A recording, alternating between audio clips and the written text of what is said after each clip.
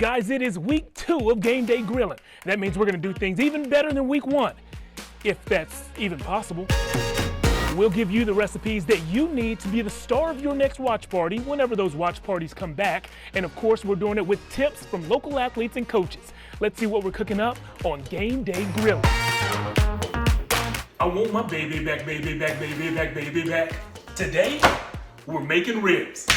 Now we have 2 different styles of ribs here. We have the St. Louis style spare ribs and the baby back ribs. The big differences between these 2 styles? Well, the baby backs come from higher up on the pig, so they're smaller curved bones, but many say that their meat is more tender. The St. Louis style spare ribs, on the other hand, are bigger, meatier bones with more fat, so they're believed to have more flavor.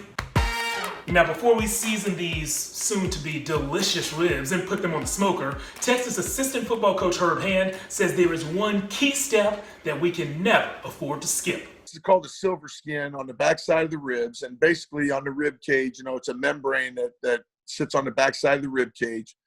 I peel it off. It helps to get the rub into the meat, okay? And just from a texture standpoint, some people don't really care for that too much, and they actually peel it off before they eat it. So I just peel it off before we cook it. So we remove that extra layer that Coach Hand told us about. Then we season both sides of the ribs. Now the way I like to season mine is with some seasoned salt, some black pepper, garlic powder, paprika, and plenty of brown sugar. We're gonna heat these at a temperature of 200 degrees for about 3 hours.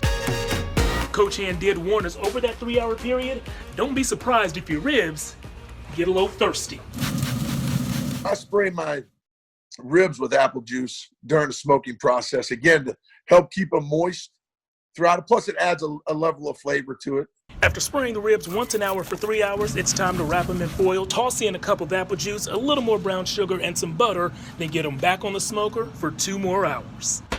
After those 2 hours, cover them in sauce, then put the ribs back on the smoker for a 6th and final hour. Then comes the hard part, letting them rest for 20 minutes before you chop them up and chow down.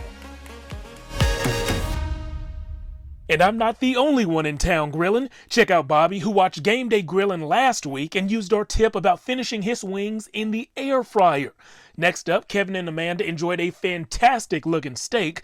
I'm not sure which one of you took this picture, but I need photography lessons now.